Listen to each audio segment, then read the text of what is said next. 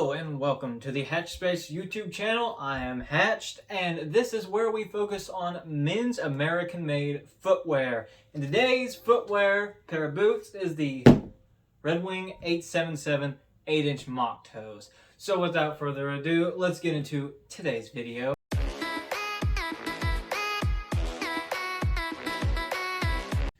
Now, this is going to be a 1-month review of the mock toe.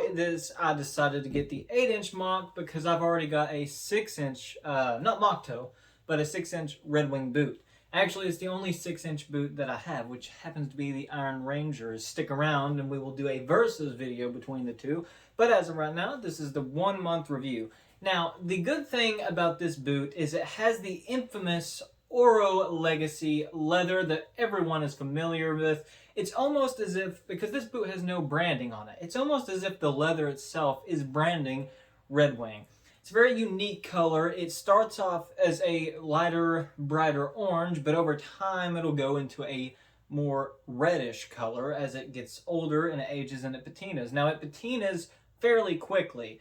Mine hasn't got much on it yet, but it definitely does age beautifully. I would argue that this is better than Chrome XL leather. It's got nickel-plated eyelets all the way up at the top. It has now this is the thing that is unique about this specific brand of mock toe. Now, on the tongue and inside of here up is just no lining at all. But from the stitching down, there is a leather liner. Now, a lot of people might say that there's boots out there with leather liners, but this one is quite different than others. Number one, it will, it's very, very thick, okay? It is extremely thick leather. So a lot of people say, just for reference here, with the Iron Ranger, some people will say once you wear through this leather right here where it's got a cap toe, there will still be another layer of leather underneath so you don't have to throw the boots out. It is like that on this boot, except it is 360 degrees around the vamp. Now, what that means is even if you wear out this heel here, or even where your toe bends, which tends to happen in boots, that's where a lot of the vamp's failure comes from in most boots, there's still another layer of leather underneath it. Think of it as this is just one big cap, okay? One big cap like the cap toe is on the Iron Ranger. That is the good thing about this boot, that a lot of YouTubers I've seen not explain to you guys. I did not even know that this had that in it. And it is probably, it's almost as if not the same thickness of the outer layer. Now, the good thing about this boot is it's 8 inches. I'm pretty sure it's the only 8-inch heritage boot that you can get, at least in men's. It's the only one that I've seen on the website. Now, it's not like most Redwing boots that you would see. A lot of Redwing boots, you see the heel cup is wrapping around right here. Now, it doesn't need that because it has, once again, 2 layers of leather all the way around it. Okay, the actual heel cup, if that's what you want to call it, is right here. And it's very unique to this boot because it has that curved look to it that not the 6-inch mock has.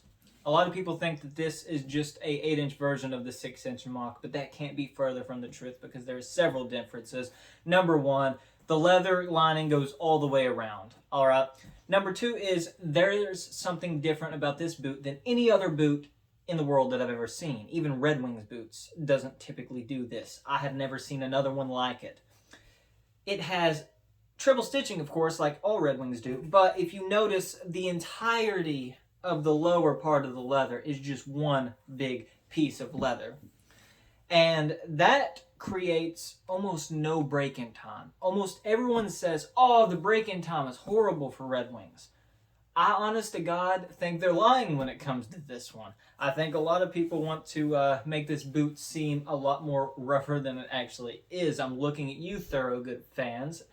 Anyways, so this has an amazing break-in period. It's not bad. The only bad part I would say about this break-in period, and some of you guys might laugh at me for saying this, is the tongue. The tongue is a bit of a, not nightmare, because it wasn't painful. Okay, I could easily have bought these and went to work and worked 8 hours in these.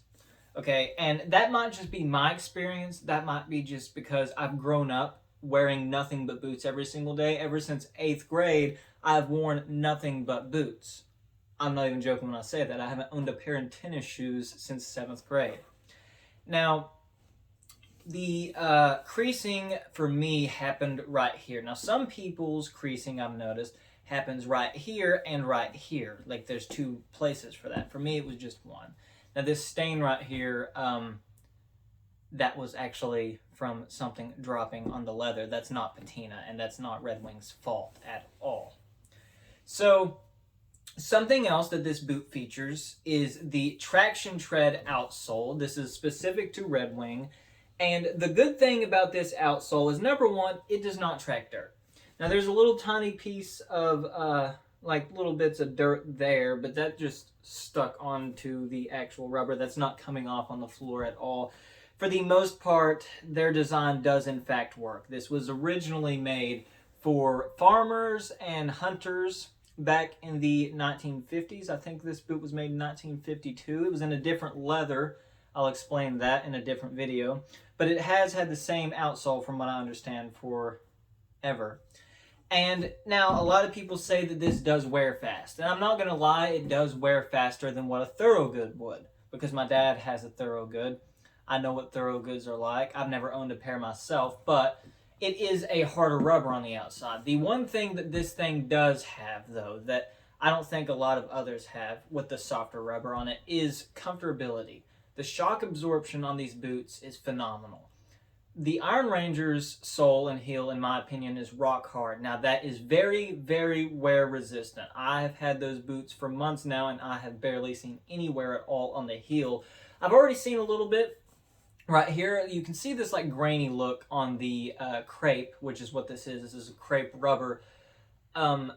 You know, you see that when you first get it. And on the heel, it's kind of worn off a bit. I'm going to be doing a cleaning video, so that way you guys can see what these things look like as new as I can possibly get them. I should have done an unboxing on them. But, you know, they've done really great. This is a oil tanned leather.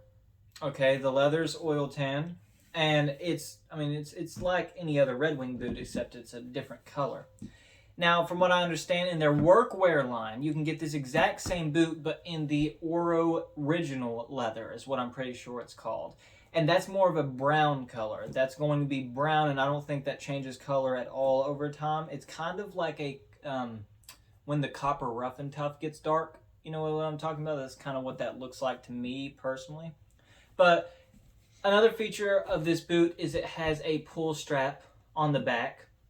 All right, the pull strap, I can fit personally. I've got small hands, or not small hands, but small, thin fingers. I can fit 2 in there, and I can get this boot on comfortably. And the good thing about this is I personally tuck my pants into my boots. That's just how I like to wear my boots. It's just my style.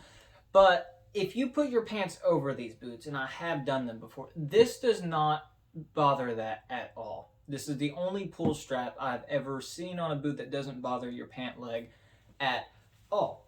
Now, the best thing I think about this boot, now of course it's not waterproof. It is water resistant, but it's not waterproof. But one thing that is good about this boot is it's pretty much fully gusseted. It's gusseted all the way up to, not under, but all the way up to the second eyelet. So basically there's just one eyelet free of space there. I'll even undo the laces. I just had that on there so that way you guys can see what it looks like kind of new. But that is how far the tongue is gusseted up. That is the farthest I've ever seen on a 8-inch boot before. Now there is some out there that is fully gusseted, but on a full leather boot like this, I don't think I've ever seen it like that. Now, of course, the mock toe is very, very nice. It has a tall toe box, but it's a little bit narrow, so it hugs your foot a lot better. It's not uncomfortable at all. It is Goodyear welted, 360 degrees, which helps, from what I understand, with water resistance. I've seen a lot of people say that. Personally, I walk in puddles and mud all the time. I live in Kentucky, so we've got a lot of mud around here. And I would definitely know I've never had water leak into this boot, and I have not treated it at all since I've gotten it. Now there is a few scuffs here and there, but most of those you literally just take a cloth, even if it's dry, rub it over that, and the friction takes most of those little scuffs and nicks and stuff out of the leather to where you can't even tell that it happened. Now, a lot of things that other boots don't do, this boot does do, which why I think it personally justifies the $300 and I think now $350 price. I think that's how much I paid for these. The reason I think it justifies it is because, once again, it has very, very thick leather lining, and it also somehow manages to have a great break-in period. It has a leather footbed. Now, it's a single piece. In the Iron Ranger, the heel is a different piece from the actual part that your ball of your foot sits on. But on here, where it's not a nailed-on heel, it has a single piece leather insole, and that is not removable. The good thing about a tall toe box is if you want to fit inserts in there, whether it be something that your doctor tells you to do or just for comfortability in general, you definitely have enough room to do that. Now, that doesn't mean that your foot, if you don't put one in there, is going to be swatching around in the boot like you're wearing a pair of clown shoes. That's not the case with these boots. They do fit snug, but you do have enough room for a nice insole if that's what you would want to do. So, that concludes my 1 month review of the Redwing 877s. Please consider subscribing. Leave a comment below if you have any questions for me. Like I said, I have the boot right in front of me, so I can answer any questions about these boots that you could possibly have. And you guys have yourself a nice day.